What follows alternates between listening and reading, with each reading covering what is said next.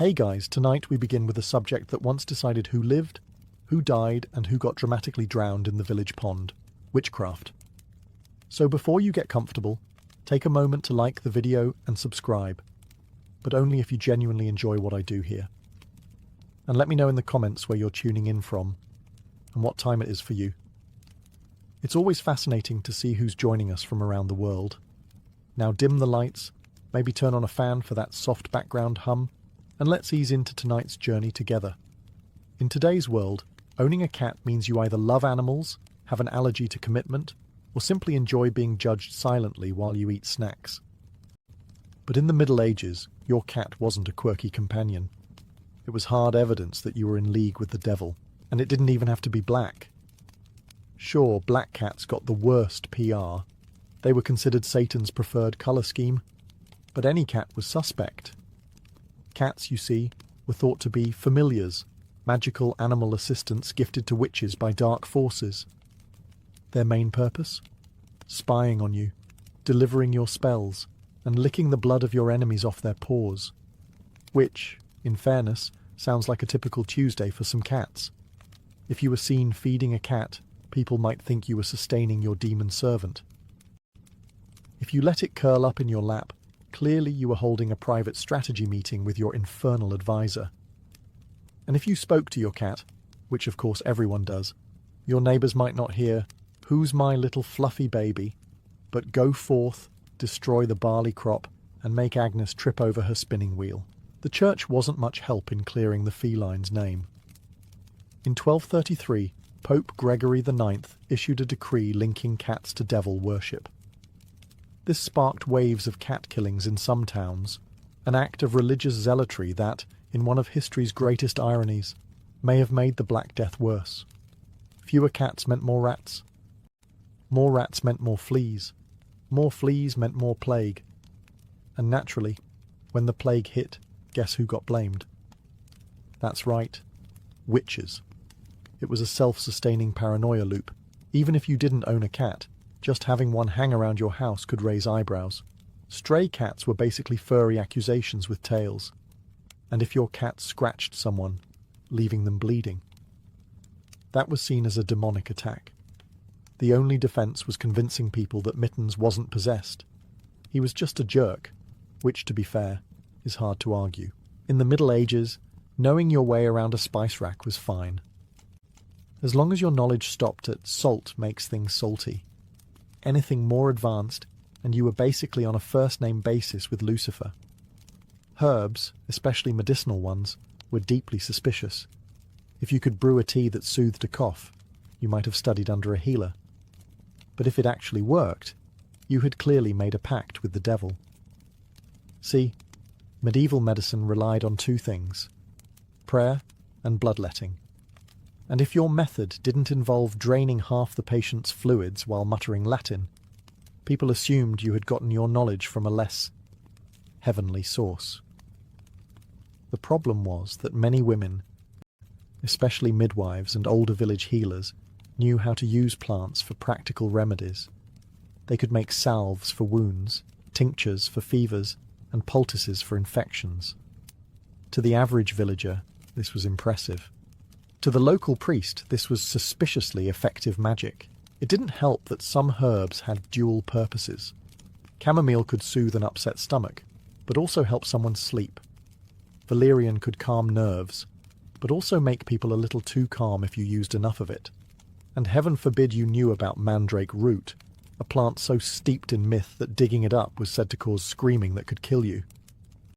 Just owning some meant you probably used it to hex people in your spare time. Accusations often started small. You'd give a man a peppermint infusion for his indigestion. Later, he'd be seen feeling better, and instead of thanking you, someone would whisper, "That's not medicine. She's bewitched his insides." Next thing you know, you're on trial for sorcery, your entire garden being presented as Exhibit A. In fact, one of the more damning pieces of evidence in witch trials was the possession of an herb book, even if it was just a badly illustrated guide to which plants weren't edible. To the court, this wasn't education, it was a spell book in disguise. In the modern world, Being left-handed just means you have a slightly harder time using scissors and will always smudge your handwriting. In the Middle Ages, it meant you were probably on Satan's payroll. The very word for left in Latin, sinister, eventually gave us the English word for evil. That's how deep the bias ran. Right-handedness was associated with order, goodness, and divine favour. Left-handedness? That was chaos, deception, and black magic. Basically, if God was right-handed, the devil was a southpaw. If you wrote with your left hand, you were writing backward. A suspicious skill that looked unnatural to medieval eyes. And let's be honest, medieval handwriting already looked like a series of arcane runes, so doing it left-handed probably looked like you were channeling dark forces. It didn't help that being left-handed made you stand out. People didn't like different in the Middle Ages. They liked exactly the same as the rest of us, so we can all sleep at night knowing nobody is secretly summoning storms. If you picked up a tool, a cup or a weapon with your left hand, you might hear someone mutter, "Mark my words, that one's trouble." Church art didn't do you any favours either. In religious paintings, Christ was often shown blessing with his right hand, while devils, sinners and the damned were depicted using their left. So if you so much as stirred a pot counterclockwise with your left hand, someone in the village might start pre-writing your confession. Even combat wasn't safe territory. If you fought with your left hand, people didn't think, "Oh, they're a skilled and unpredictable warrior." They thought, only a witch would switch the sword to their bad hand and still win. Which is flattering, but also life-threatening. Parents sometimes tried to fix left-handed children by tying their left hand behind their back until they learned to use the good one. And if that didn't work, well, there was always the whispering and side-eye at church. Today, talking to yourself just means you're either working through a problem, practicing a conversation, or realizing too late that people can hear you through your earbuds. In the Middle Ages, it meant you were casting a spell, probably on the person who overheard you. Self-talk in a medieval village wasn't a harmless habit. If you muttered while walking, people assumed you were whispering incantations to unseen spirits. If you did it near someone's house, well, congratulations. You just cursed their entire family and their goats. It didn't help that life back then was really quiet. No traffic noise, no TVs, no podcasts to mask your mumbling. If you whispered to yourself while feeding chickens, someone across the lane could hear every syllable and probably mishear it. "Please lay eggs" became "release the plague." Superstition thrived on coincidence. Say you're walking home, muttering about how you wish the wind would stop rattling your shutters. That night, the wind dies down. The next morning, you wake up to a knock on your door. It's the local priest, here to ask why you're controlling the weather without permission. Even prayer could backfire. Whispering a personal prayer outside of church? Dangerous. Unless it was supervised Latin in front of a priest, your words were assumed to be suspicious. Private devotion looked a lot like private spell work. Talking to animals was even worse. Sure, you might just be telling your cow she's a good girl, but to the average medieval gossip, you were commanding your demonic familiar to do your bidding. And cats? Don't even get me started. You could be discussing dinner plans and someone would insist you were instructing your feline to hex the miller's wife. People didn't need much to confirm their suspicions. If they already thought you were odd, your habit of muttering while sewing, gardening or brewing ale was all the evidence they required. In some trials, witnesses even testified to hearing strange words, which could have been anything from a made-up tune to your grocery list.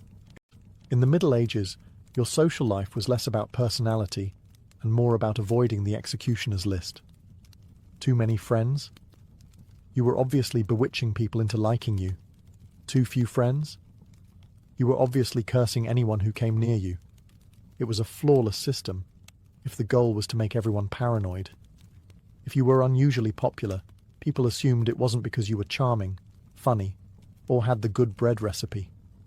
No, you were enchanting people. Literally.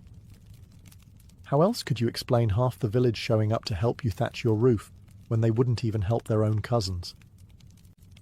Clearly you'd been brewing love potions and sprinkling them into the communal ale, On the other hand, if you preferred to keep to yourself, the suspicion meter cranked up just as fast.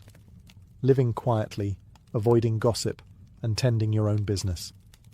That was practically a written confession. Solitary people made perfect scapegoats for misfortunes. When the mill broke, the sheep got sick, or the baker's wife tripped over a chicken, someone would say, "Well, you know who never comes to festivals." Festivals were especially dangerous. If you danced too well, you were tempting men with your wicked moves. If you didn't dance at all, you were silently cursing the dancers. If you left early, you were sneaking home to perform rituals under the moonlight.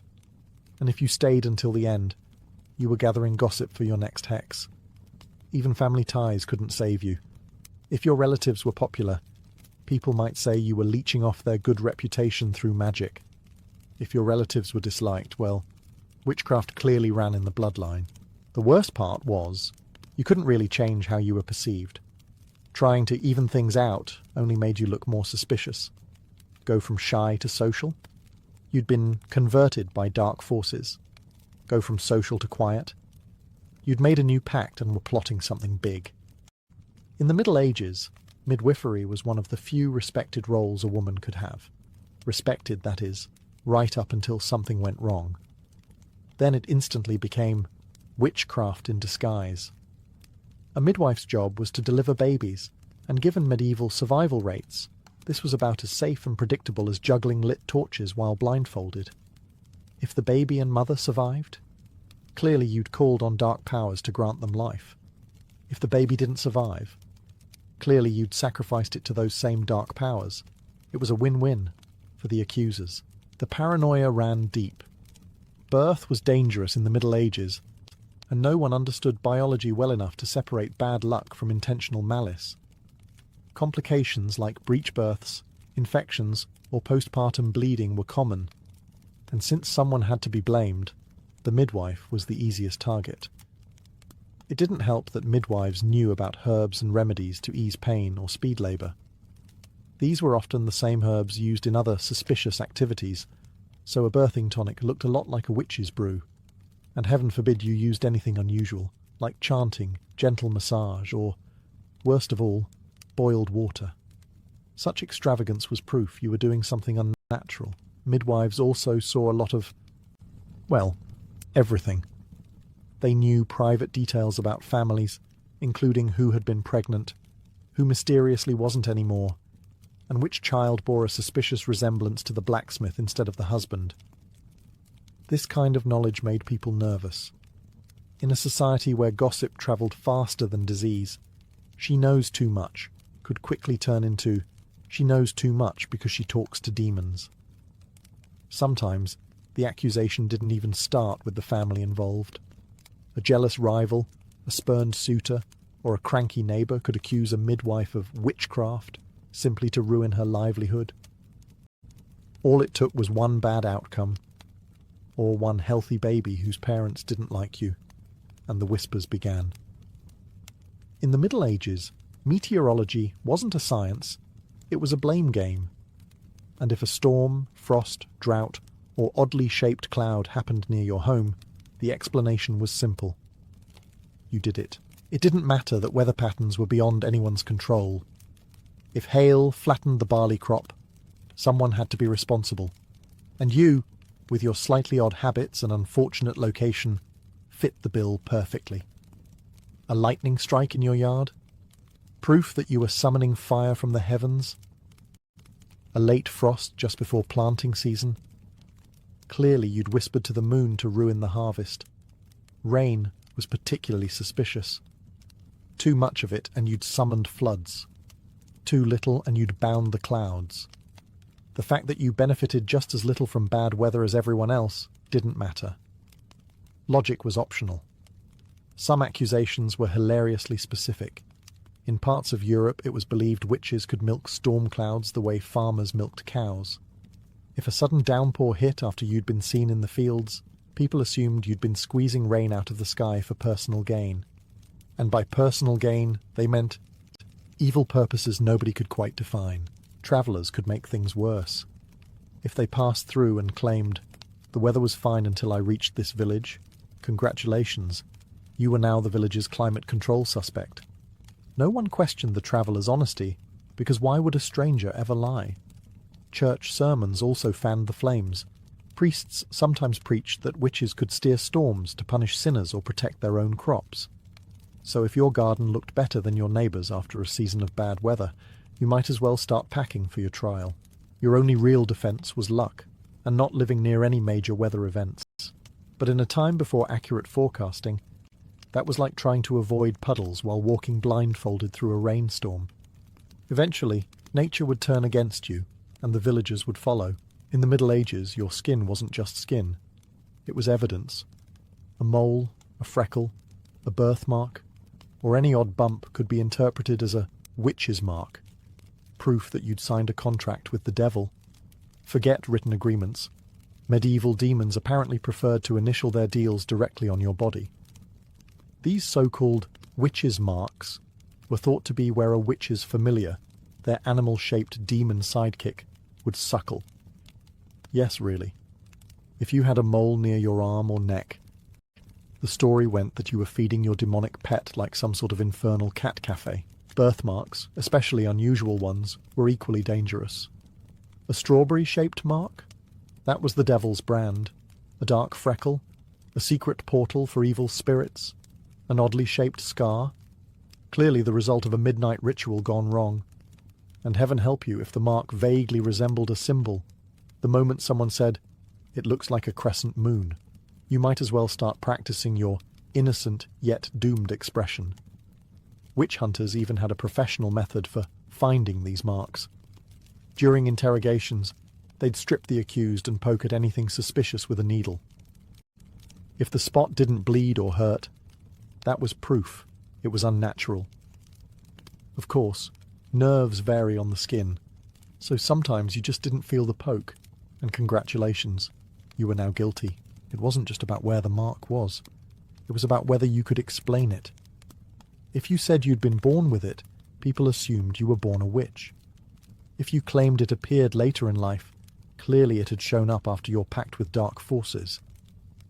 Either way, your argument didn't stand much of a chance against mob logic. Some unlucky souls were even accused because of perfectly normal beauty marks. What might get you a modelling contract today would have gotten you a front row seat at your own execution back then. The irony? Those same marks were sometimes considered lucky in other cultures, but medieval Europe wasn't exactly known for embracing alternative viewpoints.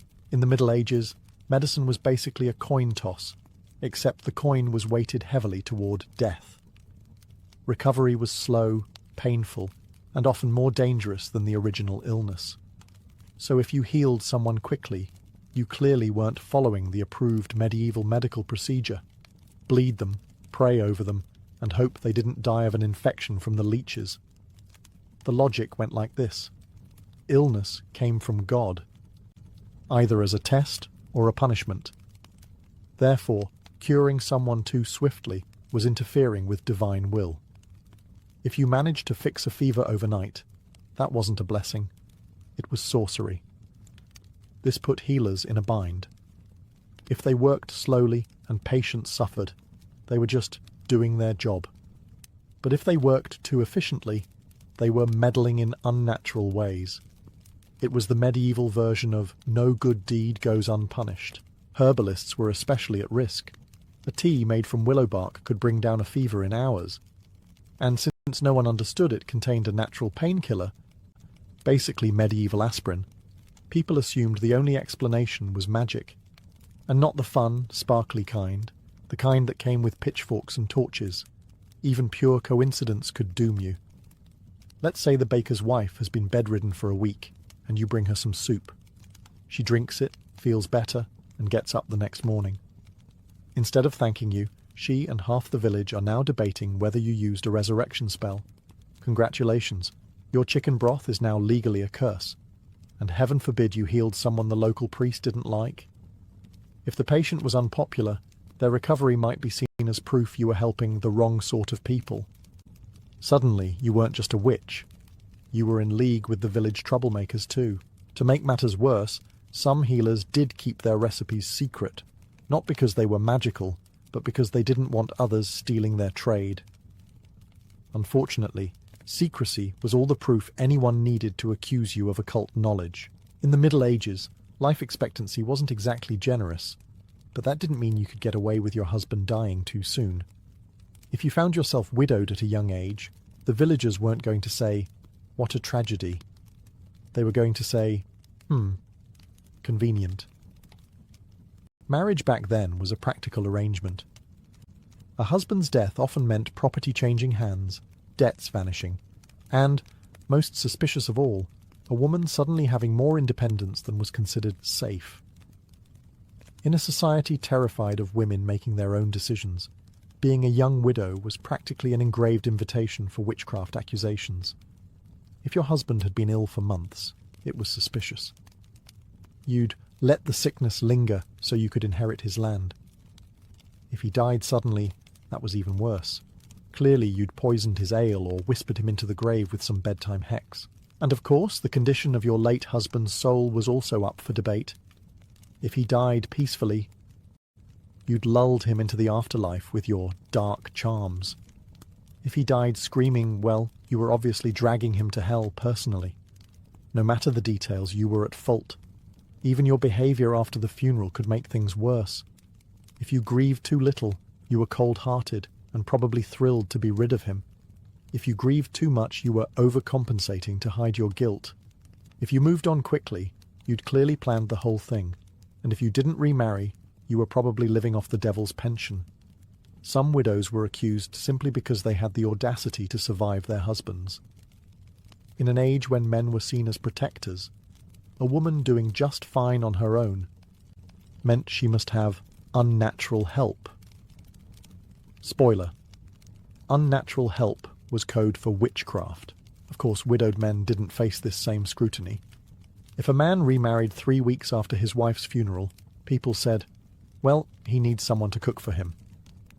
If a woman remarried quickly, she was labelled a black widow, sometimes literally. In the Middle Ages, unusual was a very low bar. Something as simple as a strange-looking spoon, a shiny rock, or a book you couldn't read could land you in front of the local magistrate, explaining why you weren't in league with the devil. The rule of thumb was simple. If people didn't recognize it, it was dangerous. And since most villagers' experience with technology stopped at the plough, that covered quite a lot. A compass? Witchcraft? A magnifying glass? Sorcery? A seashell? Even if you lived hundreds of miles from the coast? Obviously a cursed object from a mermaid you'd bribed with your soul.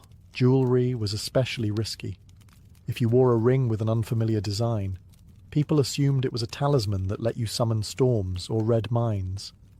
And heaven help you if it was engraved in a language no one recognized, even if it was just bad Latin from the local blacksmith who thought he was clever. Books were even worse.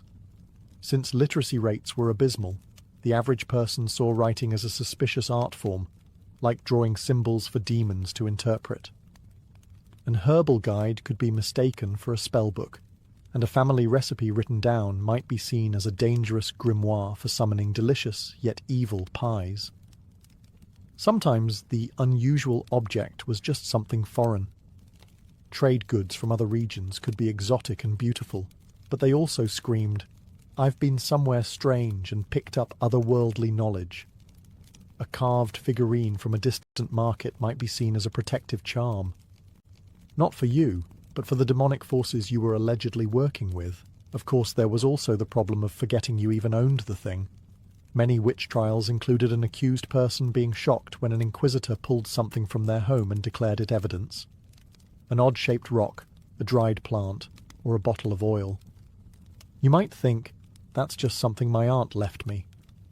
But to the court, it was practically Exhibit A in the case of you versus the eternal flames of damnation.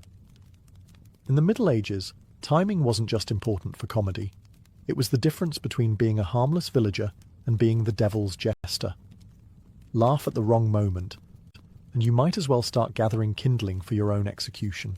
If you laughed during a church service, that was practically a signed confession. The devil, they said, was whispering jokes in your ear to distract the faithful. Never mind that the priest had just mispronounced something in Latin so badly it sounded like he was blessing a goat. Your smirk was now solid evidence of demonic possession. Funerals were another minefield. People expected solemn grief, but if you happened to smile or chuckle, maybe because a pallbearer tripped, or because you remembered something funny the deceased once said, the village gossip chain instantly shifted into overdrive. "She's not sad," they'd say. "She's pleased, because she caused it." Even harmless moments could turn dangerous. Imagine the miller is telling a boring story about his grain shipments, and you zone out, thinking about something else entirely. You suddenly laugh at your private thought, and now everyone assumes you're sharing an inside joke with your invisible demonic familiar. Sometimes the suspicion wasn't even about what you laughed at, but when you didn't laugh. If the lord of the manor told a joke and you didn't force out a chuckle, people wondered if you were silently cursing him. So either you laughed too much, too little, or in the wrong tone, all of which could apparently be classified as witchcraft. And heaven forbid your laugh itself sounded strange. A loud cackle, a snort, or an unusually high-pitched giggle was an open invitation for accusations. Villagers believed witches had unnatural laughter, never mind that the local ale could make anyone sound like a lunatic after a few mugs. The irony? In a time when life was short, brutal, and full of plague, laughter should have been considered a rare blessing. Instead, it was treated like contraband, something you had to ration out carefully, lest it be used as evidence in your trial. In the Middle Ages, living alone wasn't seen as peaceful solitude. It was suspicious isolation. If you weren't part of a household, you clearly had something to hide. And according to popular opinion, that something was probably a cauldron and a pact with Satan. For starters, people didn't really choose to live alone back then. Extended families crammed into cottages, apprentices bunked with masters, and widows usually moved in with relatives. Privacy was basically a luxury no one asked for, except, apparently, witches. So, if you were the one person who preferred your own company, you weren't just independent. You were planning dark rituals without witnesses. Your living situation became even more suspicious if your home was on the edge of the village or in the woods. That wasn't a quiet spot with a nice view. That was a secret lair where you consort with forest spirits and possibly eat children. Never mind that the main reason you lived there was probably because rent was cheaper and the neighbours didn't steal your firewood. And let's be honest, isolation had some practical appeal. You didn't have to deal with gossip, unwanted guests, or someone borrowing your only good cooking pot. But in medieval logic, wanting to avoid other people wasn't a sign of introversion. It was a sign you were plotting the downfall of Christendom, one cursed loaf of bread at a time. Even your daily habits would be scrutinized. Did smoke rise from your chimney at odd hours? Brewing potions? Did you keep your windows shuttered? Hiding demonic rites? Did you light a candle late at night? Communicating with spirits, because no one in the Middle Ages ever needed light for something mundane like mending socks. It didn't help that most people associated hermits with strange religious zealots or mysterious healers, both groups hovering in that grey area between holy and heresy. So living alone placed you dangerously close to both categories, and one angry neighbour could push you straight into burnable offence territory. In the Middle Ages, making a prediction, any prediction, was like walking into a tavern, announcing you had plague, and expecting people to buy you a drink. It just wasn't going to end well. You didn't have to predict something dramatic like the king's assassination, or the end of the world. No, the bar was much lower. Guess that it might rain tomorrow? Witch. Say you think the harvest will be bad this year? Witch. Casually mention that old Thomas should probably fix his roof before winter. Congratulations, you just hexed his house. The problem was that people remembered when you were right, but conveniently forgot the dozen times you were wrong. If you said there'd be a storm and a week later lightning hit the church steeple, it didn't matter that you were just commenting on the weird clouds. Clearly you had bent the weather to your will. Even completely obvious predictions could get you in trouble. Anyone with eyes could see the sky darkening and smell rain on the wind, but if you mentioned it aloud before it started, you'd be accused of summoning it. And if you happened to be carrying anything remotely suspicious at the time, say a walking stick or a basket of herbs, you might as well skip to the trial phase. Some predictions weren't even about the weather. If you guessed someone's cow might be pregnant, you were reading the signs, which was just medieval speak for consulting unholy forces. And if the cow later gave birth to a calf with any odd markings, people would swear you'd cursed it for your own dark amusement. The irony was that certain respected professions had to predict things. Shepherds, farmers, and sailors all made educated guesses about the seasons, the tides, and the winds. But if you weren't in one of those jobs and you displayed even a hint of foresight, you were a threat to the natural and church-approved order. Worst of all, predicting anything good could be just as dangerous as predicting disaster. If you said, "The baby will be a boy," and it was, people would ask how you knew. And in the absence of biology textbooks, the answer was obvious. Magic. In the Middle Ages, growing old wasn't automatically respected. It was tolerated at best, suspicious at worst. And if you lived past the age when you could work the fields, bear children, or stir a pot without spilling half of it, you were in dangerous territory. Because in a world where survival was tough, people liked tidy explanations for unusual things, and living too long practically screamed sorcery. You see, most people didn't make it past 40. If you were still shuffling around at 70, the question wasn't, "What's your secret?" It was, "Whose soul did you steal to get here?" Longevity was viewed less as the result of good genetics and more as the byproduct of dark pacts, especially if you looked spry enough to carry your own firewood. The risk only grew if you outlived most of your peers. With fewer people around to remember your youth, you could be cast as anything in the village's collective memory. The mysterious midwife, the bitter neighbour, the woman who once muttered something about rain in 1346 and was eerily correct. By the time you hit your 80s, you weren't a person anymore. You were a walking, talking repository of suspicious stories. Even the normal signs of aging worked against you.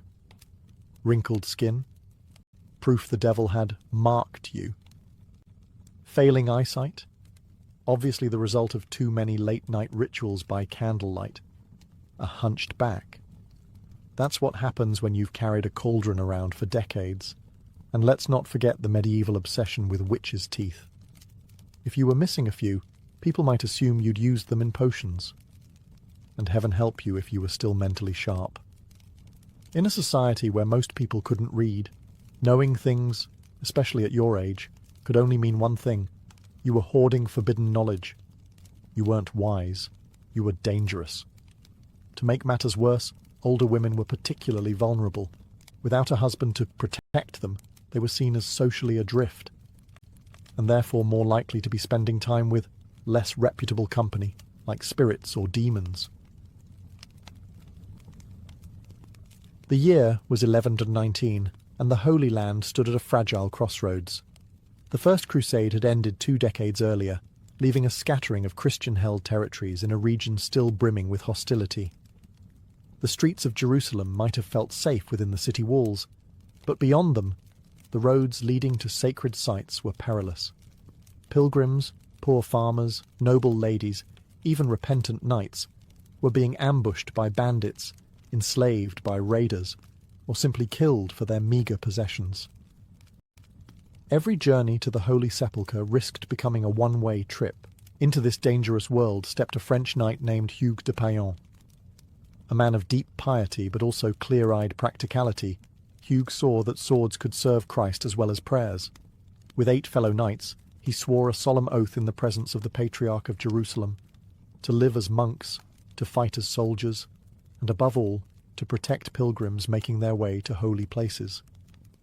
This was no small commitment. The men renounced personal wealth, took vows of poverty, chastity, and obedience, and pledged their lives to a cause that could end at any roadside ambush. Their headquarters was no ordinary lodging. King Baldwin II granted them quarters on the Temple Mount, in a wing of the former Al-Aqsa Mosque, believed by Crusaders to stand on the site of King Solomon's temple. From this sacred location, the knights took their name, the poor fellow soldiers of Christ and of the Temple of Solomon, or simply the Knights Templar. Their appearance was stark and symbolic, a plain white mantle for purity, marked with a bold red cross for martyrdom. They were not wandering mercenaries, they were an armed brotherhood, accountable only to the Pope himself. This made them immune from local political squabbles, a fact that would both empower them and, in time, make them dangerous to their enemies.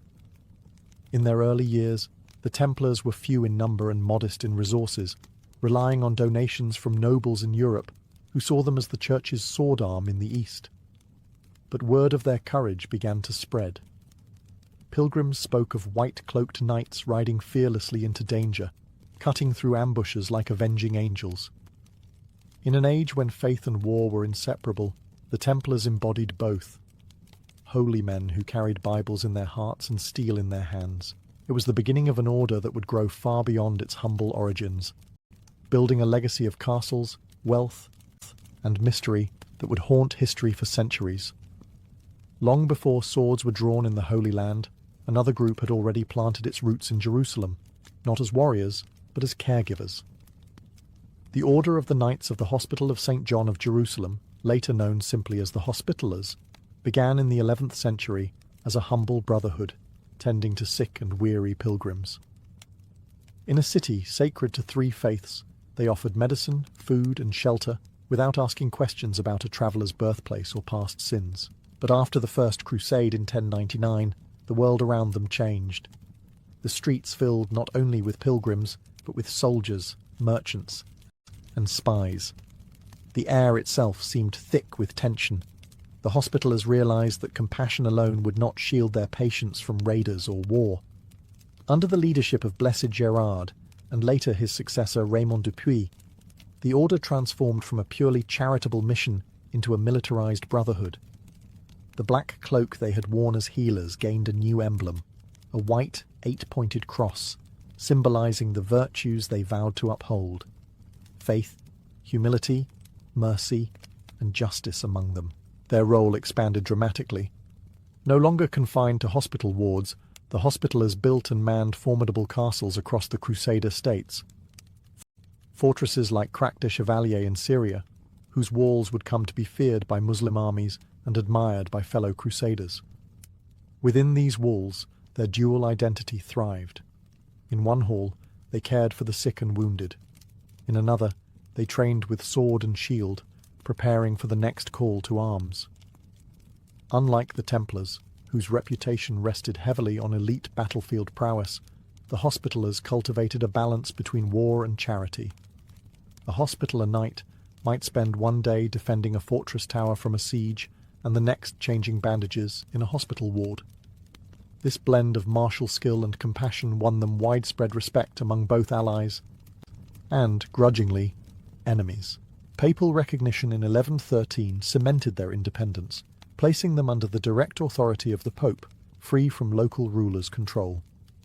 This autonomy allowed the Hospitallers to grow wealthy and powerful through donations of land and treasure from across Europe. Every noble who sought spiritual redemption found the Hospitallers a worthy cause to support. By the mid-12th century, the order had become a cornerstone of Crusader defense and logistics. They were not simply soldiers or medics. They were the lifeline of the Crusader states, standing watch over both the living and the dying, in a land where the two were often only a sword's length apart. While the Templars and Hospitallers were already well established in the Holy Land, the Order of Brothers of the German House of St. Mary in Jerusalem, better known as the Teutonic Knights, was born from a more specific need to serve German-speaking pilgrims and crusaders. The year was 1190, and the Third Crusade was raging. Outside the besieged city of Acre, the conditions were grim. Disease, heat, and wounds claimed more lives than swords. Among the chaos, a group of merchants from Lübeck and Bremen erected a field hospital under a simple tent of ship sails.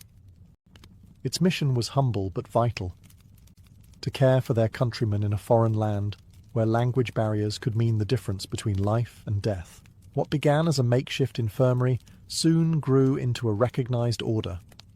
In 1198, under the blessing of Pope Innocent III, the Teutonic Knights were formally established as a military monastic order, blending the Hospitallers' healing mission with the Templars' martial discipline. Their habit was striking, a white mantle bearing a bold black cross, a stark contrast to the sunburnt sands of the Levant. Initially their numbers were small, and their influence limited compared to the older orders. But they had one advantage: strong ties to the Holy Roman Empire. Many of their recruits were seasoned German knights, loyal to their homeland's rulers and eager to carry imperial prestige into the Crusader states. They built hospitals, fortified outposts, and joined major campaigns, often fighting alongside their Templar and Hospitaller counterparts. Yet the Holy Land would not be their final stage. The Teutonic Knights soon turned their gaze north and east, where pagan tribes still resisted Christianization. In the early 13th century, they embarked on the Baltic Crusades, carving out a Crusader state along the shores of the Baltic Sea. There, they built towering castles of stone, imposed Christian rule, and engaged in decades of brutal warfare against the Prussians, Lithuanians, and Samogitians. In both the Holy Land and Europe, the Teutonic Knights combined fierce military campaigns with an organized, almost bureaucratic approach to governance. They were not just warriors, they were colonizers, administrators, and master builders. Their order's rigid discipline, German efficiency, and unyielding faith made them a formidable force, admired by allies, feared by foes. Though their origins lay in a small hospital tent outside Acre, the Teutonic Knights would grow into one of the most powerful and enduring military orders of the medieval world, leaving a legacy of stone fortresses and contested frontiers. Though the Templars, Hospitallers, and Teutonic Knights differed in origins and missions, they were bound together by a common foundation, the monastic rule that shaped their lives. Joining one of these orders meant more than picking up a sword. It was a total surrender of personal freedom to a life of obedience, discipline, and faith. A recruit, often a knight of noble birth, would renounce all personal wealth upon admission.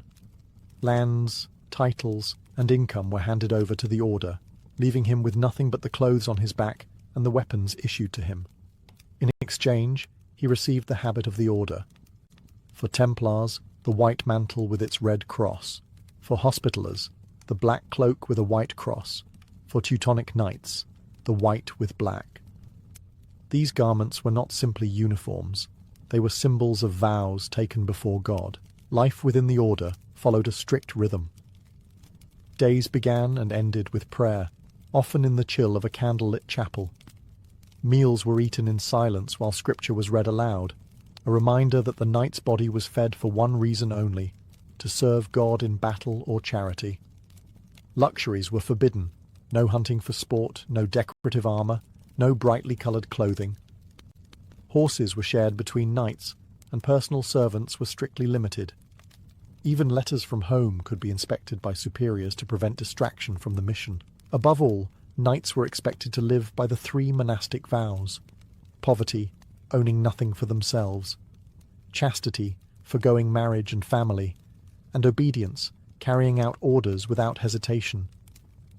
But to these vows, the military orders added another: the defence of Christendom, even to the point of martyrdom. A knight was to stand his ground against the enemy, never fleeing unless ordered, and to protect pilgrims, widows, and orphans from harm. Breaking these rules could mean harsh penance: fasting, public humiliation, or even expulsion from the order. Yet the discipline forged by this code created some of the most feared and respected warriors of the medieval world. Their enemies might see them as fanatics, but to fellow Christians, they were holy champions, steel-clad monks who served not for gold or glory, but for the salvation of souls. It was this strict code that allowed small groups of knights to hold fortresses against armies many times their size, to march into hopeless battles without fear, and to inspire awe across Europe and the Middle East. The code was their strength, and, in some ways, the seed of their eventual downfall. The Crusader orders did not simply patrol roads or guard gates. they reshaped the very landscape of the medieval Near East. Castles were their lifeblood, both symbols of power and anchors of survival in a hostile land. For the Templars, Hospitallers, and Teutonic Knights, these fortresses were more than military bases. They were centres of administration, supply depots, and rallying points for Christian defence. One of the most legendary was Crac des Chevaliers, a Hospitaller stronghold in modern-day Syria. Perched high on a hill, it looked almost like a city unto itself. Massive concentric walls, deep moats, and towers that could rain death on any approaching army. It could house thousands, store years' worth of supplies, and withstand siege engines for months. Even the great Muslim leader Saladin avoided a direct assault, knowing it would drain his forces. The Templars had their own chain of fortresses, each strategically placed to guard key routes. Safed, Tortosa, and the coastal stronghold of Chateau Pèlerin bristled with high walls and angular defences designed to deflect stones and arrows. Inside, they contained chapels, barracks, storerooms, and cisterns to collect rainwater. Every inch planned for the long grind of siege warfare. The Teutonic Knights, though less prominent in the Levant, would make their architectural mark in the Baltic. Their castles in Prussia and Livonia were not just fortresses, but symbols of colonization, built in stark brick and stone, dominating the surrounding countryside. Structures like Marienburg Castle in modern Poland became administrative capitals, housing not only soldiers, but also officials, scribes, and treasuries. These castles were rarely built for beauty, yet their imposing presence inspired awe and dread alike. Walls could be 10 meters thick, gates reinforced with iron, and towers positioned to allow crossfire on attackers. Inside, the layout reflected the dual life of the orders. Chapels for prayer stood beside armories stacked with weapons, kitchens and refectories supported daily life, while underground storerooms held enough grain and salted meat to last through years of isolation. Maintaining these fortresses was a monumental task. Supplies had to be shipped from Europe, skilled masons and engineers employed, and garrisons kept ready for sudden attacks. But in a world where alliances shifted quickly and borders were drawn in blood, the castles of the Crusader orders were unyielding anchors, visible proof that faith, steel, and stone could hold back the tide of enemies. Though the Crusader orders were born in vows of poverty, their influence soon made them some of the wealthiest institutions in medieval Christendom. From castles in the Holy Land to estates in France, England, and Germany, the Templars, Hospitallers, and Teutonic Knights controlled vast networks of land, farms, mills, and ports.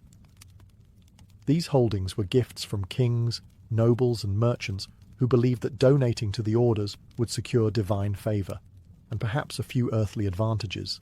The Templars, in particular, mastered a skill that would change European finance: banking. Pilgrims travelling to the Holy Land faced a dangerous problem. Carrying large sums of coin made them prime targets for thieves. The Templars solved this with a system of letters of credit. A pilgrim could deposit funds at a Templar preceptory in Europe, receive a written note, and then withdraw the equivalent in the East. This not only kept the pilgrim safe, but also allowed the Templars to transfer and invest funds on a massive scale. Soon, kings themselves began using Templar treasuries. The order became bankers to monarchs, financing wars, managing royal revenues, and safeguarding national treasures. Their network of fortresses doubled as secure vaults, each garrison a heavily armed branch office. The Hospitallers, though less involved in banking, accumulated their own immense resources through rents, agricultural production, and the spoils of war. Their estates in Europe funded hospitals, castles, and fleets, ensuring their military and charitable work never lacked supplies.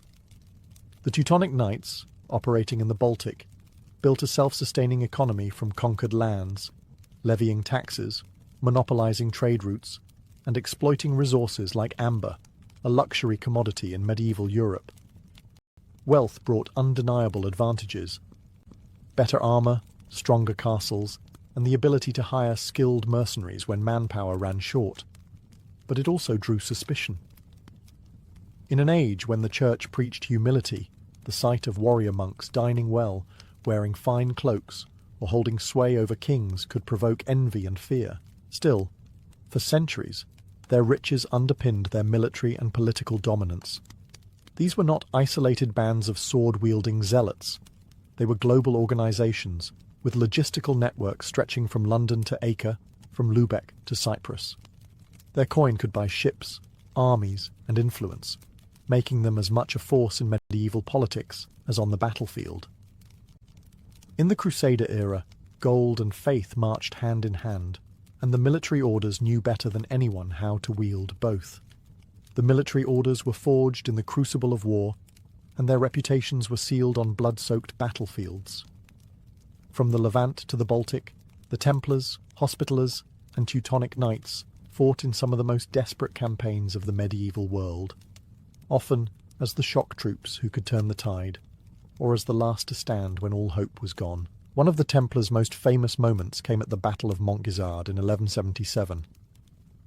King Baldwin IV of Jerusalem, stricken with leprosy, led a vastly outnumbered force against Saladin's army. The Templars charged with ruthless precision, shattering the Muslim vanguard and throwing Saladin's ranks into chaos. The victory was a stunning display of discipline over numbers, cementing the Templars' legend as fearless warriors. The Hospitallers earned their own immortal glory during the Siege of Rhodes in 1480, centuries after the loss of the Holy Land. Facing a massive Ottoman fleet and tens of thousands of soldiers, the Hospitallers held out for weeks, their walls battered but unbroken. Every breach was met with sword and shield, and their blend of medical care and martial ferocity kept the defenders fighting even as casualties mounted. The Teutonic Knights, meanwhile, shifted the theatre of war northward. Their defining moment came at the Battle of Grunwald in 1410, when they faced a combined Polish-Lithuanian force. The clash was one of the largest in medieval Europe, and for the Teutonic Order, it ended in disaster. Their Grand Master fell, thousands of knights lay dead, and their power in the Baltic began to wane. Yet even in defeat, their disciplined formations and heavy cavalry charges were remembered as models of medieval warfare. The orders also played crucial roles in less famous but equally vital campaigns, defending supply lines in the Holy Land, escorting pilgrims through enemy territory, and launching raids deep into hostile lands to disrupt enemy logistics. Their mobility, training, and iron discipline allowed them to fight both in open-field battles and in grueling sieges, adapting to terrain and circumstance. In victory, they were hailed as God's champions. In defeat, they were martyred in the eyes of their supporters. Their banners, whether bearing the red cross, the white eight-pointed cross, or the black cross, became rallying points on battlefields from Jerusalem to Prussia. These campaigns, both glorious and tragic, carved the orders into the stone of history. Not just as monks or warriors, but as symbols of an era when faith and war marched as one. The Crusader orders had been born in the age of the Great Crusades, but as the centuries passed, the world that had created them began to change. By the late 13th century, the Christian strongholds in the Holy Land were falling one by one. The Templars fought fiercely at Acre in 1291, but when the city fell, the last major Crusader outpost in the east was gone. The orders retreated to Cyprus, Rhodes, and eventually Malta. But the dream of a Christian kingdom of Jerusalem was over. Without their original mission, the orders faced an identity crisis. They still possessed immense wealth, vast lands in Europe, and powerful armies, but no longer fought for the same unifying cause that had made them indispensable. And in an age when kings grew wary of rivals, that made them dangerous. The Templars faced the harshest fate. In 1307, King Philip IV of France, deeply in debt to the order, moved against them with ruthless efficiency. On a single day, Templars across France were arrested, accused of heresy, blasphemy, and secret rites. Under torture, many confessed to impossible crimes. Pope Clement V, under Philip's pressure, dissolved the order in 1312. Its lands were seized, its leaders burned at the stake, and the once proud Red Cross vanished from the battlefields of Europe. The Hospitallers and Teutonic Knights survived longer, but not without decline. The Hospitallers relocated to Rhodes, becoming a naval power against the Ottomans, yet they never regained the scale of influence they once held. The Teutonic Knights suffered a crushing blow at Grunwald in 1410, and their Baltic Empire slowly crumbled under the pressure of rising nation-states and the Protestant Reformation. By the 16th century, the great age of the crusading orders was over. Gunpowder had transformed warfare, making the towering stone castles that once symbolized their dominance increasingly obsolete. Monarchs now commanded standing armies, reducing the need for independent knightly orders. Yet their decline was not merely military, it was political. In an era when centralized power was everything, independent institutions with their own armies, fortresses, and treasuries could not survive without the favour of kings. For some, like the Templars, that favour vanished overnight. For others, it faded slowly, replaced by suspicion, envy, and the shifting priorities of a Europe entering the Renaissance. The legacy of the orders would live on, but their golden age, when a knight could be both monk and warrior, banker and builder, was gone forever. The fall of the great Crusader orders did not end their story. It transformed it. Stripped of their political power and military might, they entered a new battlefield. Memory, myth, and legend. Over the centuries, the names of the Templars, Hospitallers, and Teutonic Knights would echo not just in history books, but in whispered rumours, romantic tales, and conspiracy theories. The Templars became the most enduring in popular imagination. Their sudden destruction in 1312, their wealth disappearing into shadow, and the haunting execution of Grand Master Jacques de Molay, who, according to legend, cursed King Philip and the Pope as he burned, created fertile ground for speculation. Stories emerged of hidden treasure, secret knowledge, and ties to the Holy Grail. From medieval romances to modern novels, the Templars have been recast as guardians of sacred relics, keepers of forbidden truths, or victims of a colossal injustice.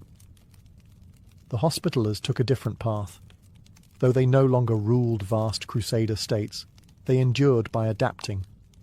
As the sovereign military order of Malta, they continued their tradition of charity and medical care, their 8-pointed cross still recognized around the world. Even stripped of castles and armies, their legacy of service outlasted the empires that once sought their destruction. The Teutonic Knights too persisted. Though their Baltic Empire dissolved, the order survived as a religious and charitable institution. In modern times, they shifted from battlefield to philanthropy, their black cross still a reminder of their disciplined, if sometimes brutal, medieval origins. Legends surrounding these orders often blur the line between fact and fiction. Chroniclers exaggerated their deeds, enemies slandered them, and poets wove them into tales of romance and betrayal. The Templars' alleged connections to Freemasonry, the Hospitallers' secret diplomatic missions, and the Teutonic Knights' supposed lost relics all fed a centuries-long fascination. Their architectural legacy remains visible in stone fortresses scattered across Europe and the Middle East, Crac de Chevalier, Marienburg, and Chateau Pellerin, standing as monuments to a time when faith was defended with steel. Today, the crusading orders occupy a unique place in cultural memory. They are part history, part myth, symbols of both the piety and brutality of the medieval world.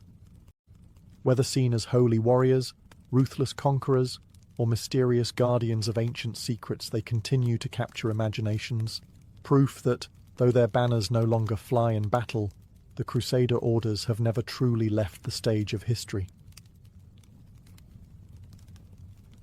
The story of coffee in the Ottoman Empire begins not in Istanbul, but far to the south, in the rugged mountains of Yemen.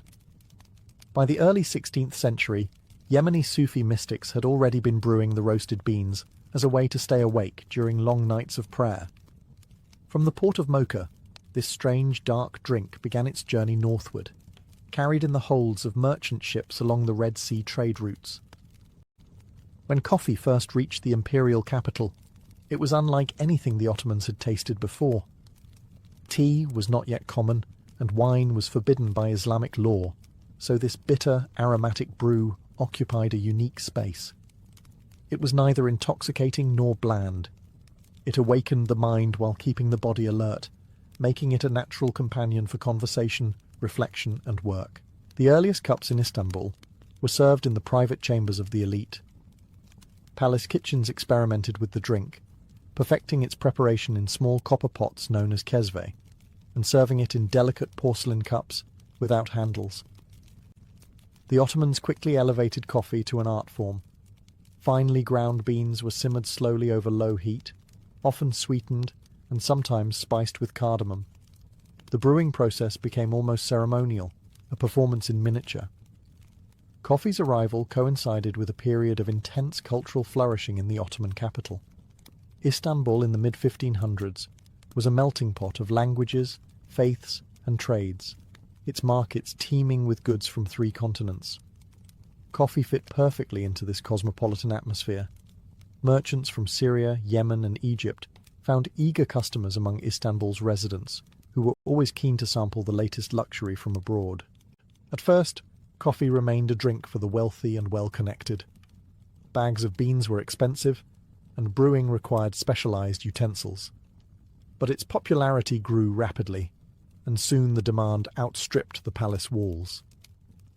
Traders began importing coffee in bulk, and enterprising vendors prepared it for common citizens.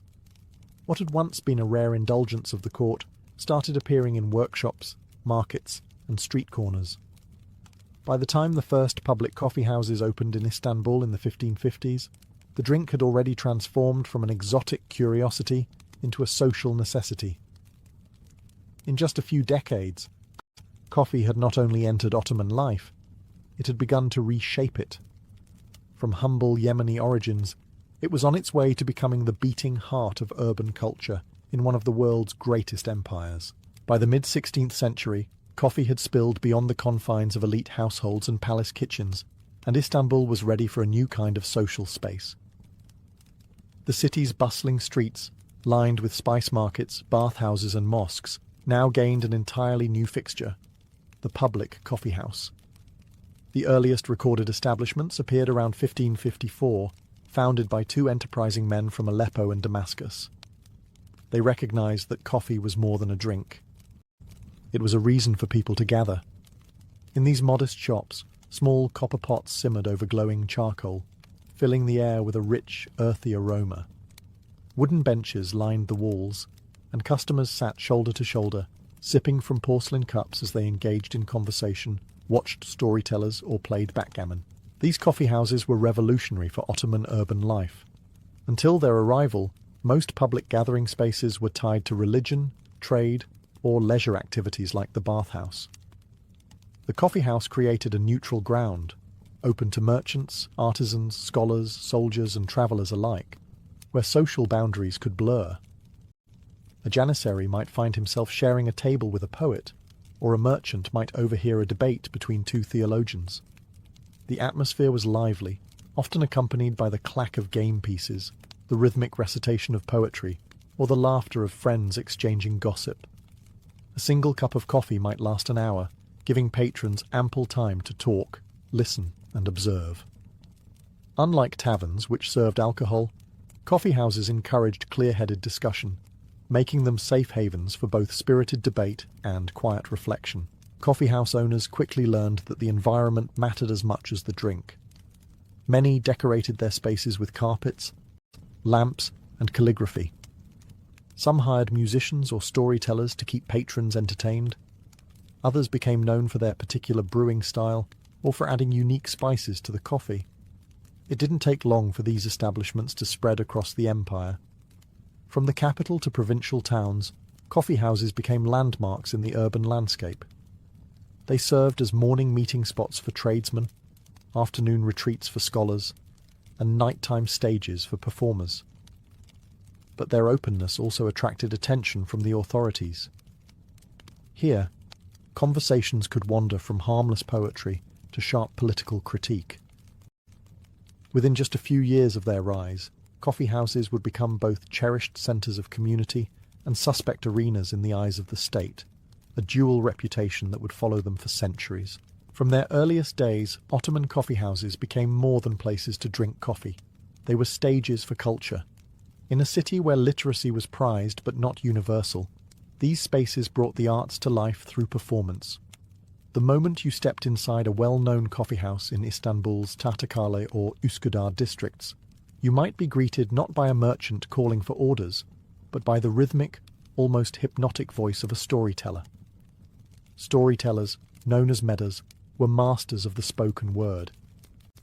With a cane in hand and a scarf over their shoulder, they shifted effortlessly between characters, mimicking voices and weaving tales drawn from Ottoman history, folklore, and the wider Islamic world. They could make sultans seem as human as a neighbour, and turn everyday mishaps into comedies that had the entire room laughing.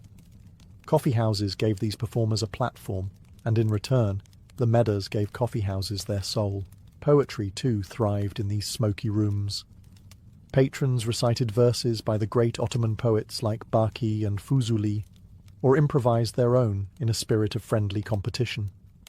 Poetic duels, where two wordsmiths exchanged witty couplets on the spot, were as exciting as any backgammon match. The slow sipping of coffee seemed to encourage both the patience to listen and the creativity to speak. Music was another frequent guest. Some coffeehouses became known for the soft strains of the oud or ney, their melodies blending with the low murmur of conversation and the clink of cups. In certain venues, shadow puppetry performances, karagos and hasivat, would draw crowds in the evenings, their playful banter and social satire making both children and adults laugh. These artistic gatherings blurred the lines between entertainment and education.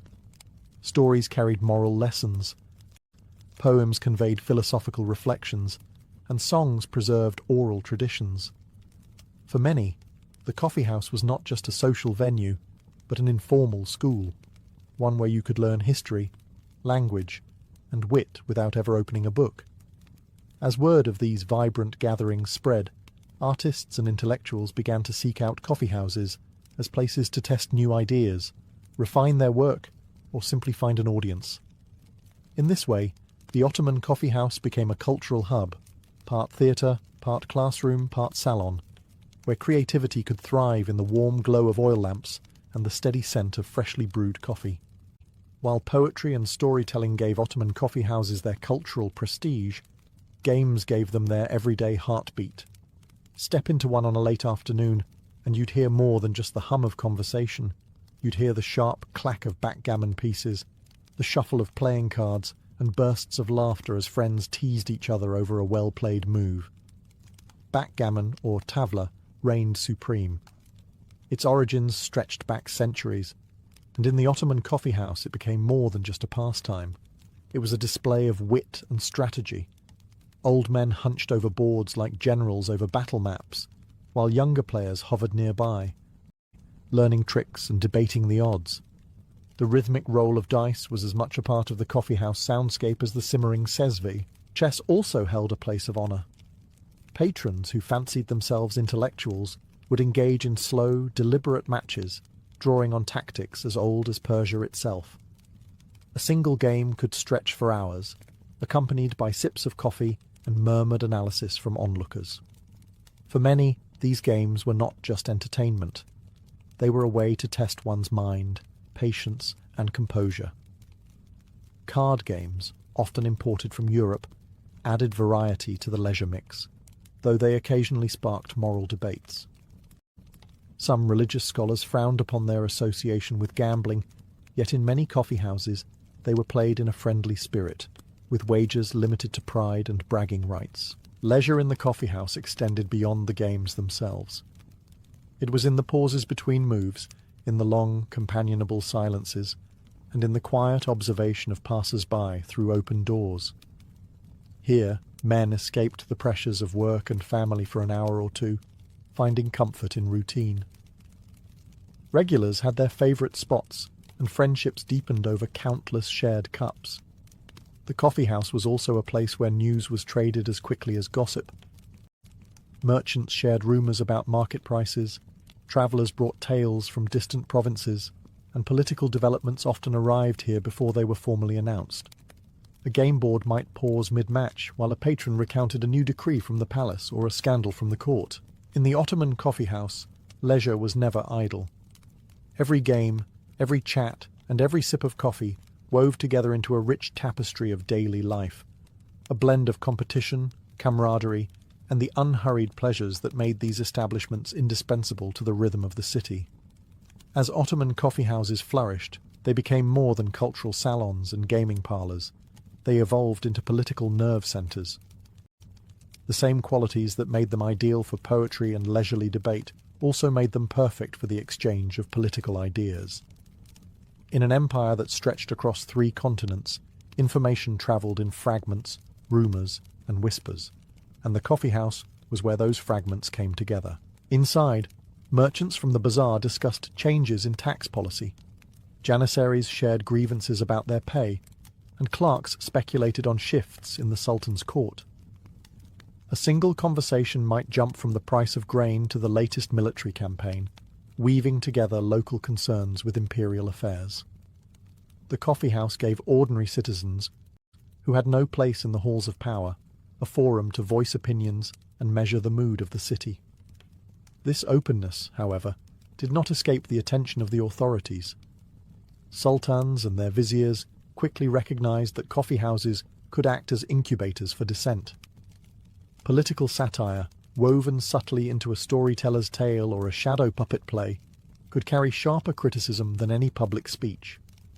News, real or exaggerated, spread rapidly from one coffee house to another, often faster than the state could control. Some rulers tried to curb the influence of these establishments. In the 17th century, Sultan Murad IV famously banned coffee entirely, sending soldiers to patrol the streets for violators. The official reasoning was moral. Coffee was accused of fostering idleness and moral decay, but the underlying concern was its role in gathering politically minded crowds. Still, even under such bans, coffee houses often operated in secret, their doors closing quickly at the sight of patrols, the aroma of brewing coffee hidden behind the smell of cooking. Despite intermittent crackdowns, the political life of the coffee house persisted. In many ways, it was the Ottoman equivalent of a public square combined with a newsroom. Ideas could be tested here, grievances aired, and alliances forged over shared cups. By the 18th century, the authorities realized that coffee houses were too deeply ingrained in urban life to eliminate. Instead, some rulers placed informants among the patrons, listening to the flow of conversation and reporting back to the palace. In this way, the coffee house remained both a symbol of free exchange and a reminder that in the Ottoman Empire, even the most casual conversation could carry weight in the corridors of power. One of the most remarkable features of the Ottoman coffee house was its ability to bring together people who, outside its doors, might never share the same space. In a society layered with social, economic, and professional divisions, the coffee house blurred boundaries in ways few other institutions could. A typical Istanbul coffee house in the 17th or 18th century might host an astonishing mix. A bearded imam pausing between lessons at the mosque, a wealthy silk merchant from the bazaar, a weathered sailor fresh from the docks, a janissary in full uniform, and a poet seeking inspiration. Here they sat side by side on wooden benches, sipping from the same kind of cup, listening to the same storyteller, laughing at the same witty remark. This social mixing was partly due to coffee itself. Unlike wine, it carried no religious prohibition, and unlike lavish feasts, it was affordable to most city dwellers. A single serving cost little, making it accessible to apprentices, artisans, and labourers. At the same time, the refined preparation and elegant presentation appealed to scholars, officials, and members of the elite. Occupations often shaped coffeehouse clientele. Certain venues became unofficial headquarters for specific trades. Porters gathered in one, scribes in another, sailors in a third. Yet even in these specialized settings, visitors from outside the trade were welcome, drawn in by the warmth of the stove in winter or the cool shade in summer. Religious and ethnic diversity also played a role. In cosmopolitan cities like Istanbul, Aleppo, and Salonika, Muslims, Christians, and Jews sometimes shared the same coffee house, especially in neighborhoods where trade and travel brought communities into close contact. Though tensions could flare, the shared rituals of ordering, serving, and drinking coffee often smoothed over differences, at least for the length of a cup. This mingling of classes and communities was both the charm and the danger of the coffee house. For ordinary people, it offered a rare chance to hear perspectives far beyond their own circle. News from distant provinces, gossip from the palace, or philosophical musings from a learned stranger. For the authorities, however, the idea of janissaries chatting freely with merchants or artisans debating with scholars hinted at a dangerous levelling of social hierarchies. Still, it was precisely this blend of voices that gave the Ottoman coffee house its unique energy. Within its walls, status mattered less than wit, eloquence, and the ability to hold your own in conversation, a small but significant taste of equality in a hierarchical world. In the Ottoman Empire, the coffee house was a male-dominated space, a public stage where politics, games, and debates unfolded among men of all ranks. Women, by custom and social expectation, did not frequent these establishments. This absence has often led to the impression that coffee culture was an exclusively male domain, but the reality was more complex. Women were deeply involved in the culture of coffee, just in different settings. In the private sphere of the home, coffee played a central role in hospitality, courtship, and social visits. A young woman's skill at brewing coffee could even influence marriage prospects, and elaborate serving sets became prized possessions in a dowry. Female guests were served coffee in gilded cups, often alongside sweetmeats, and these intimate gatherings mirrored the conversational and leisurely spirit of the public coffee house, just without the public exposure. Some wealthier women participated in coffee culture through the imperial court. In the Topkapi Palace, elite women of the harem enjoyed coffee as a daily luxury, served by specialized coffee attendants. The harem's women, particularly the Valide Sultan and favored consorts, could influence politics indirectly, and coffee became one of many luxuries around which courtly intrigues and discussions took place. While it was rare for women to step into public coffee houses, there were exceptions. In cosmopolitan port cities or frontier towns, foreign women, particularly from Europe, sometimes visited out of curiosity, recorded in travellers' accounts as spectacles that surprised local patrons. In certain provincial towns, mixed-gender coffee houses existed on the margins of Ottoman norms, though they were often tied to inns, markets, or entertainment venues. The question of women's presence in coffee houses occasionally entered public debate. Conservative critics feared that any mingling of men and women in such spaces could erode moral boundaries. Yet these same critics often ignored the vibrant female coffee culture that thrived behind closed doors, where women engaged in the same games, storytelling, and gossip that enlivened the male spaces. In the 19th century, as Ottoman society modernized, new public venues such as European-style cafes and patisseries began to blur these gender divisions. Women of the upper and middle classes, particularly in cosmopolitan centres like Istanbul and Izmir, began to appear in select public coffee houses, still a minority, but a sign that the boundaries were shifting.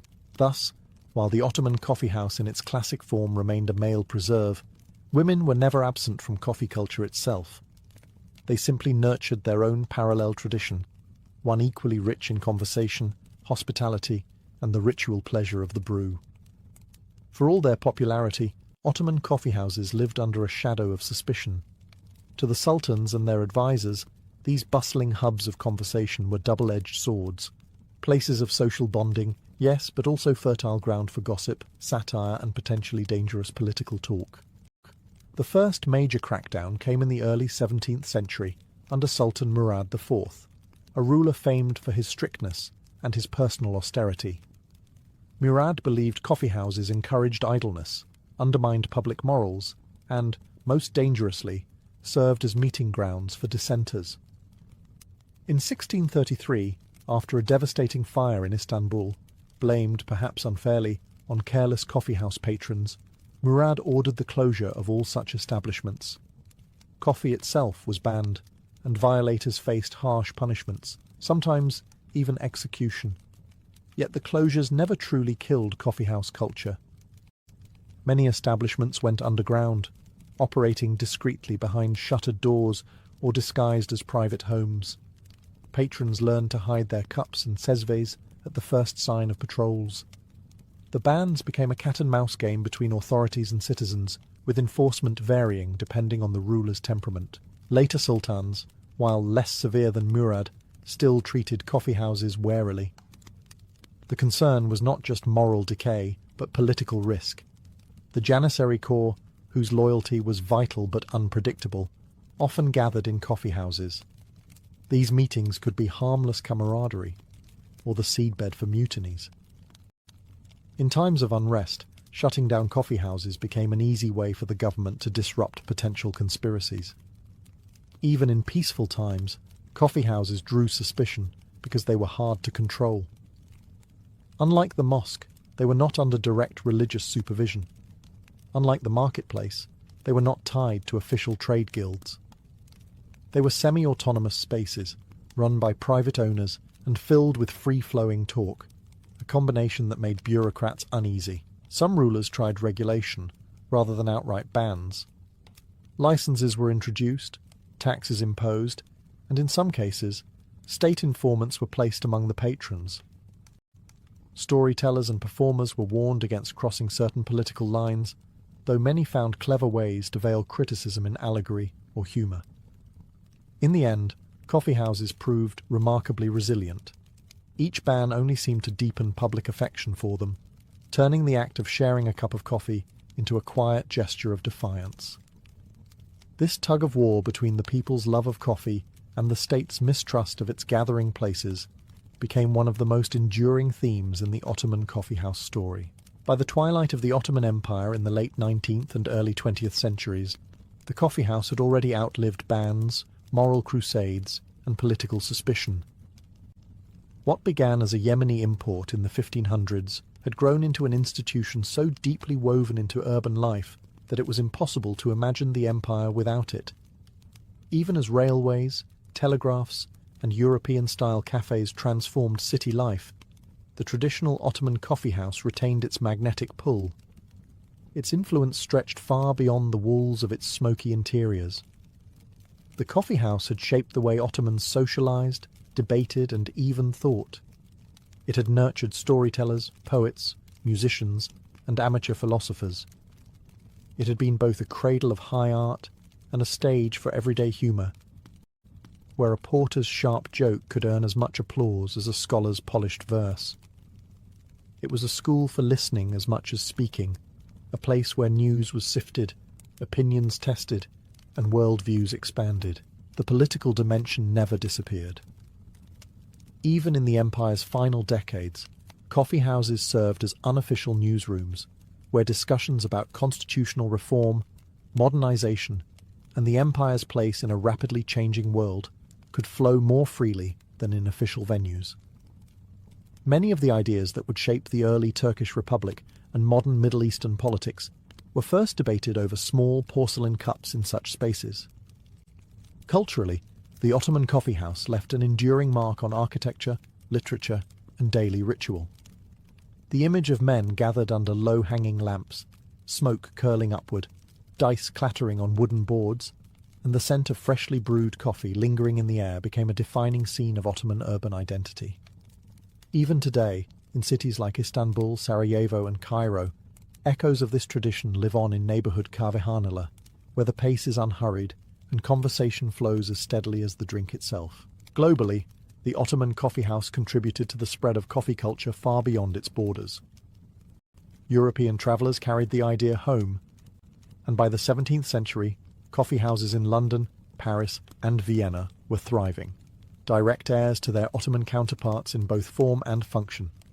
The legacy of the Ottoman coffeehouse is not just the drink, but the ideal it embodied, a space where people of different walks of life could gather, exchange ideas, and feel part of something larger than themselves.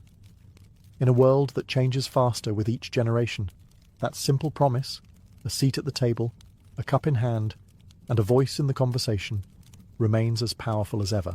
For the samurai, armour, known as yoroi, was far more than a shield against arrows and blades. It was a second skin, a portable biography, and a public declaration of loyalty. Every curve of lacquered plate, every knot of silk cord, every crest painted in gold, carried meaning that went beyond the battlefield. In a society built upon rigid hierarchies and deep respect for heritage, armor acted as a visible signature of a warrior's lineage. The family crest, or mon, was often emblazoned on the helmet, kabuto, shoulder guards, sewed, and sometimes even on the breastplate, do. To see a warrior's mon was to know his clan, his ancestors, and the legacy he carried into battle. This was not mere decoration. It was an unspoken vow to uphold the honor of those who had worn the same emblem before him. Color was another silent language. Certain hues were reserved for high-ranking families or carried symbolic associations. Crimson could signal courage and a willingness to shed blood for one's lord. Black lacquer conveyed dignity and gravitas. Gold leaf suggested both wealth and divine protection. These choices were deliberate. Every tint and tone was meant to project a specific image to friend and foe alike. Patterns and ornamentation often drew on spiritual symbolism. A helmet might be crowned with a crest shaped like a dragon to invoke ferocity, or adorned with antlers to channel the power and endurance of the stag. Some samurai incorporated motifs from Shinto and Buddhist beliefs. Lotus flowers for purity, waves for resilience, or the rising sun for imperial loyalty. These emblems served as talismans, a constant reminder of the warrior's virtues and the spiritual forces he called upon in combat. Even the lacquered finish itself was more than practical. The glossy surface repelled water and protected the underlying metal or leather, but it also created an almost mirror-like sheen, allowing the armor to gleam in sunlight. A subtle form of intimidation on the battlefield. When an enemy faced a line of samurai, each gleaming suit was a declaration: we are ready, we are united, and we carry the weight of history on our shoulders. To wear yoroi was to embody one's clan, faith, and personal honor.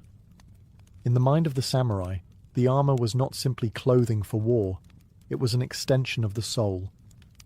Removing it after battle was not just a matter of loosening cords, it was a return from a heightened state of being, where every plate and knot had transformed a man into the living image of his lineage. For the samurai, putting on armor was never done in haste. It was a deliberate, almost ceremonial act, one that could take an hour or more when done properly. This was not merely about strapping on protection. It was about mentally and spiritually crossing the threshold from daily life into the disciplined state of readiness for combat. The process often began with purification. Some warriors would wash their hands and face with clean water, or even perform brief Shinto rites to honor the kami, spirits, and seek their blessing. Others might recite a short Buddhist sutra for protection or focus silently on their breathing to steady the mind. Going into battle was not just a physical trial. It was a moral and spiritual one, and the act of donning armor was the gateway. Undergarments came first. A light cotton or silk kimono was worn next to the skin, providing comfort and a base layer to prevent chafing. Over this, a padded jacket, shitagi, and hidate, thigh guards, would be fitted. These pieces ensured that the heavier plates could be worn for hours without exhausting the body.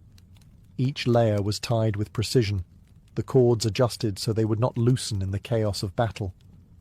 Next came the armoured components in a carefully ordered sequence. The sunite, shin guards, were strapped on first, followed by the coat, armoured sleeves. Then the do, or cuirass, was placed around the torso and tied securely at the sides.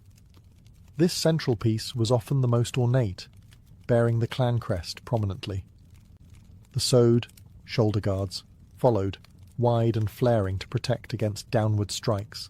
The helmet, kabuto, was often left for last, as it signalled the final moment before readiness.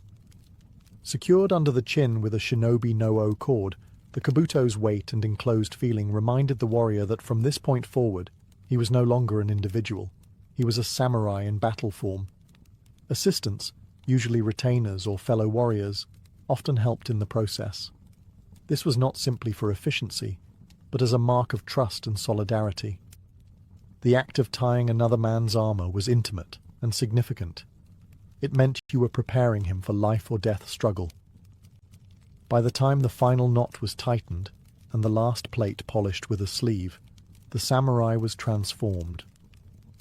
The ritual of preparation had honed his focus, anchored his resolve, and reminded him that he carried not just his own fate, but the honor of his clan into whatever lay ahead. Among all the pieces of samurai armor, none carried more symbolic and psychological weight than the kabuto, the helmet.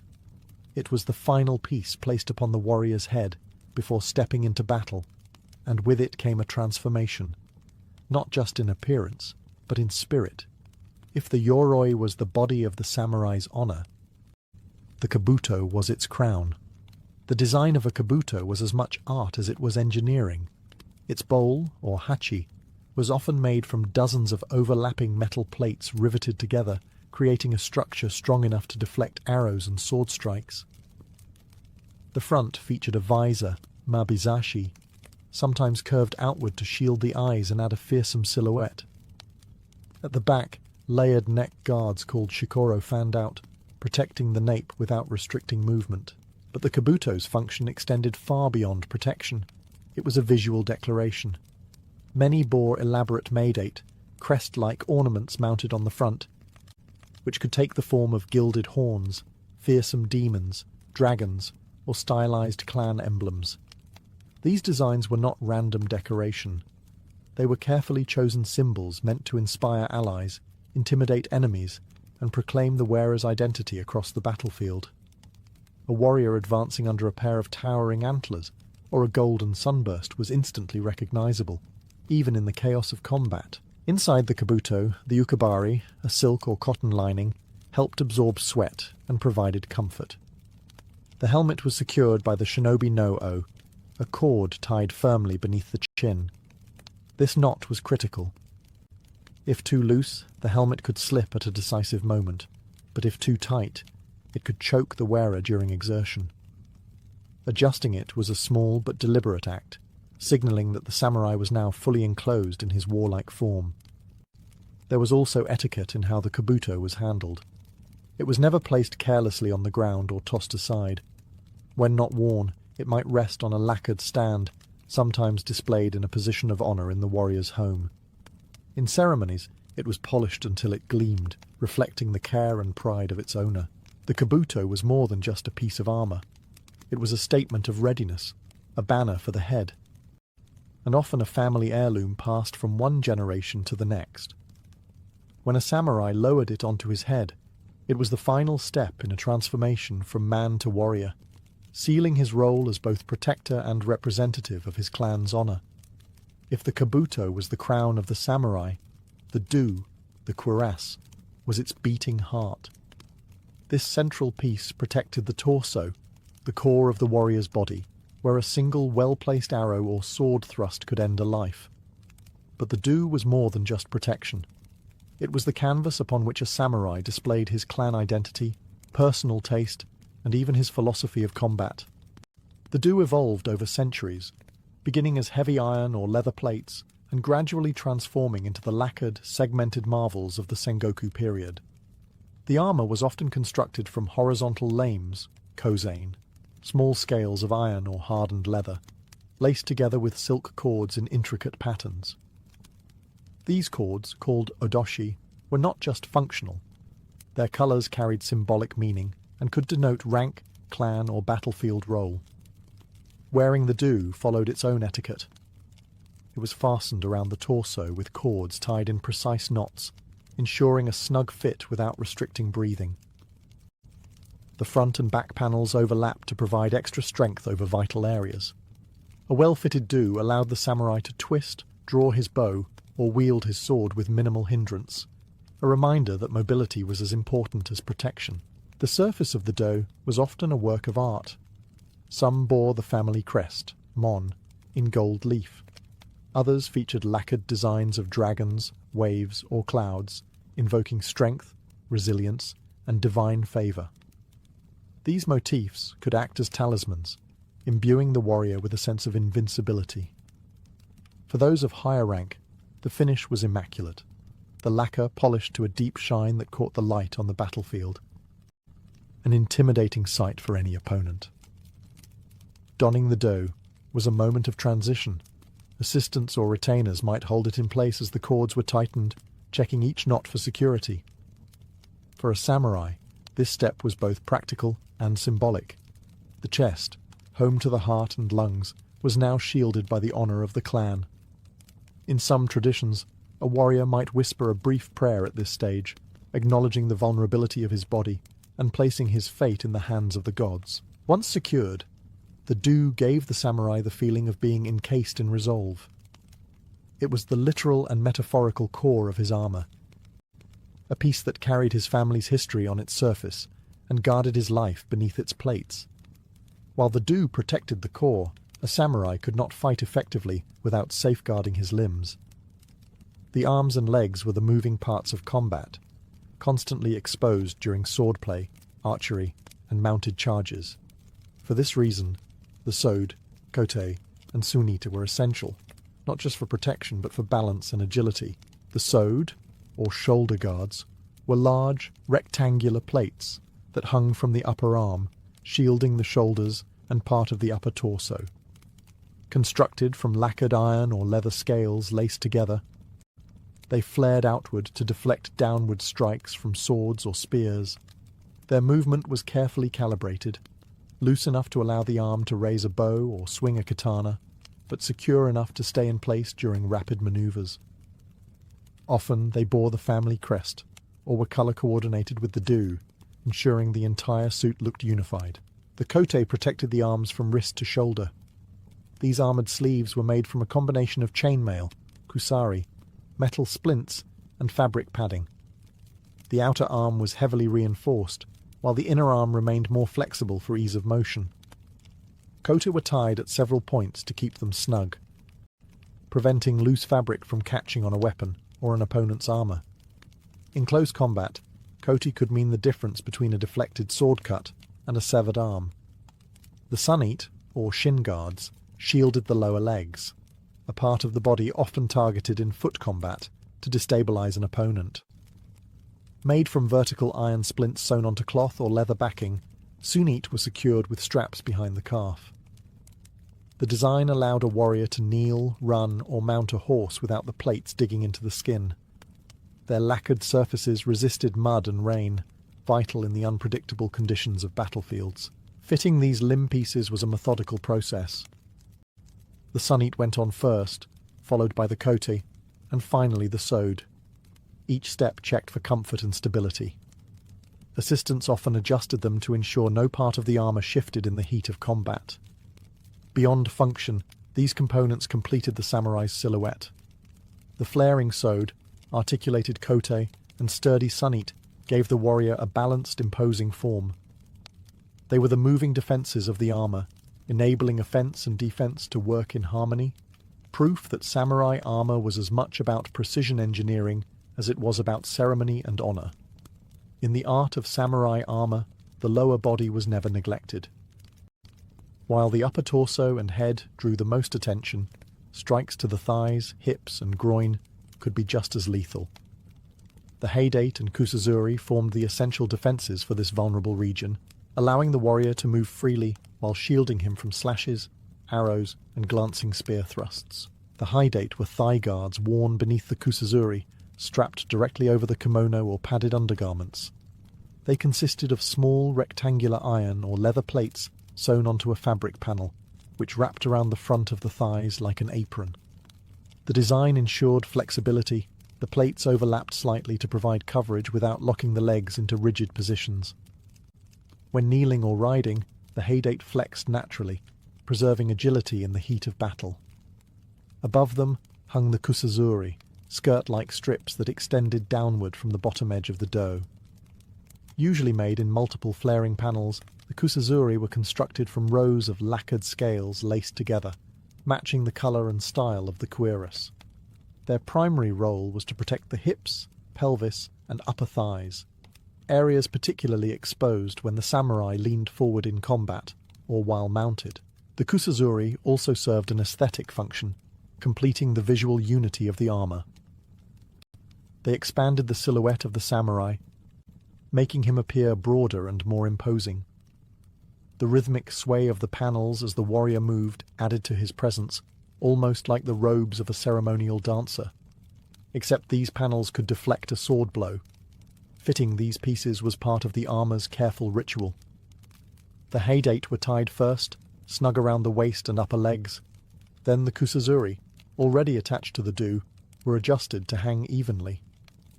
The spacing between the panels was crucial. Too tight, and the panels would hinder leg movement. Too loose, and they might leave dangerous gaps in protection. Symbolically, these lower body defenses represented steadfastness and stability. Just as a building relied on a strong foundation, a samurai relied on his lower body for power in strikes, balance in stances, and endurance in long battles. Protecting it was both a practical necessity and a metaphor for protecting the base of one's strength. Together, the haidate and kusazuri turned vulnerable flesh into a fortified base, enabling the samurai to move with confidence, knowing that every step forward was supported by both engineering and tradition. A samurai's armor might have been built from steel, leather, and lacquer, but it was the cords and belts that held the entire ensemble together. Without them, the suit would be nothing more than a scattered pile of plates. The obi, the broad belt, and the network of himo, armor cords, were the hidden lifelines of yoroi, binding not only its parts but also the warrior's sense of order, discipline, and composure. The obi was the foundation. Worn snugly around the waist, it supported the weight of the swords and sometimes even bore part of the armor's load. Made from thickly woven silk or cotton, the obi was strong, yet flexible, able to be tightened or loosened quickly as needed. When donning armor, it was usually tied first, ensuring a stable base before adding heavier components like the do and kusazuri. The obi also positioned the swords correctly, katana edge up on one side, wakizashi or tanto on the other, so that drawing them was fluid even under the encumbrance of armor. The himo, or armor cords, were more intricate. These silk laces threaded through small holes in the plates, binding components together in a system both functional and decorative. The pattern and colour of the lacing could identify a clan or indicate rank, but the practical role was paramount. These cords kept armour sections articulated and secure during combat. Tying them was an art. Assistants often helped weave and knot the cords, ensuring each section sat precisely where it should. A poorly tied knot could mean disaster in battle, a loose sewed flapping at the wrong moment, a shifting do that exposed the ribs. For this reason, tying armour was done with the same seriousness as sharpening a blade. Knots themselves carried etiquette. Certain ties were meant to be easily undone for quick removal after battle, while others were locked tightly for maximum security. Samurai trained to know the difference, both for their own armour and when assisting comrades. Symbolically, these bindings represented unity, between armour pieces, between warrior and clan, and between the physical and spiritual preparation for battle. A fully laced suit was a complete whole, just as the samurai's body, mind, and purpose were aligned once he was ready to fight. In the end, the cords and belt were more than practical fasteners. They were the invisible threads that turned separate parts into a living suit of honour, holding together not just the armour, but the warrior's readiness to step onto the battlefield. For a samurai, armour was not merely equipment. It was an heirloom, a companion, and often a sacred object. To neglect it was to dishonour oneself and one's ancestors.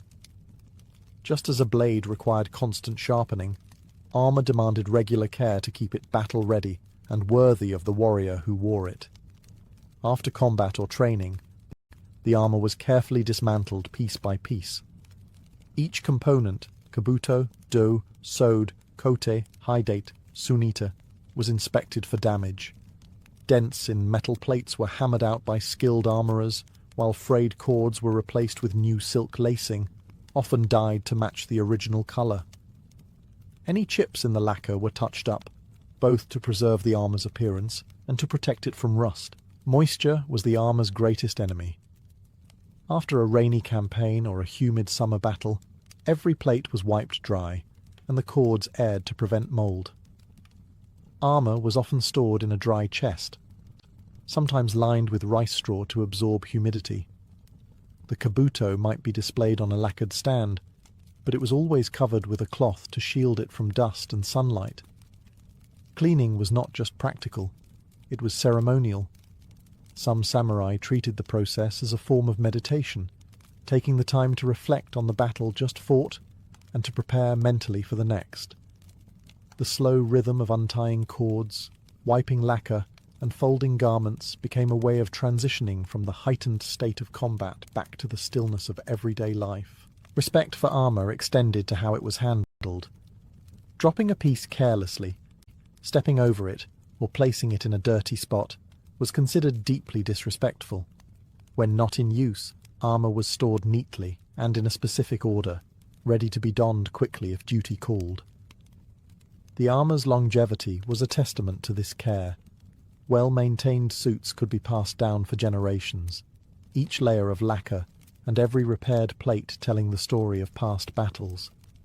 Some samurai even inscribed small messages or prayers inside their armour, knowing that one day their descendants might wear it. In this way, maintenance was not just about preserving a tool of war, it was about honouring a living symbol of duty, loyalty, and family heritage. To tend one's armour was to tend one's honour, ensuring that when the time came to wear it again, it would be as ready as the warrior himself. If putting on armour was a ritual of transformation, removing it was a ritual of return. For the samurai, taking off yoroi was never done casually. It marked the end of a period in which he had been more than just a man. He had been the embodiment of his clan's honour, a living weapon, and a guardian of his lord's will. The process began with stillness. After battle or duty, a samurai would stand or kneel as assistants untied the cords, starting from the outermost pieces. The sode and kusazuri were usually removed first, their silk laces loosened with deliberate care to avoid tangling. The clatter of lacquered plates hitting one another was the soundtrack of a warrior shedding his martial shell. The kabuto came next, lifted slowly from the head and placed respectfully on a stand or wrapped in cloth. Removing the helmet was symbolic. It marked the moment when the warrior's mind could lower its guard. For many, the feeling of air on sweat-damp hair was as much an emotional release as a physical one. The do, being the heart of the armour, was often taken off last among the major plates. As it opened and slipped away, the weight lifted from the shoulders was both literal and symbolic. The samurai's body was free again, but so too was his spirit, released from the focused intensity required in armour. Once all the plates were removed, the undergarments were folded neatly and set aside for washing. Assistants or the samurai himself would then inspect each piece for damage, beginning the process of maintenance immediately if needed. Armour was never left scattered. Each component was stored in its proper place, ready for the next call to arms. For some, the removal ritual included a brief prayer of thanks, gratitude for survival, for the armour's protection, and for the honour of fulfilling one's duty. In times of peace, the ritual might be followed by tea or quiet reflection, a way of re-entering daily life with composure. The etiquette of removing armour reminded the samurai that battle was not the only state of existence. Just as a warrior had to know how to fight, he also had to know how to set aside the trappings of war and resume the roles of leader, father, or servant. In this way, the ritual of removal was not an end, but a bridge, connecting the world of combat to the world of living, and ensuring the samurai remained whole in both.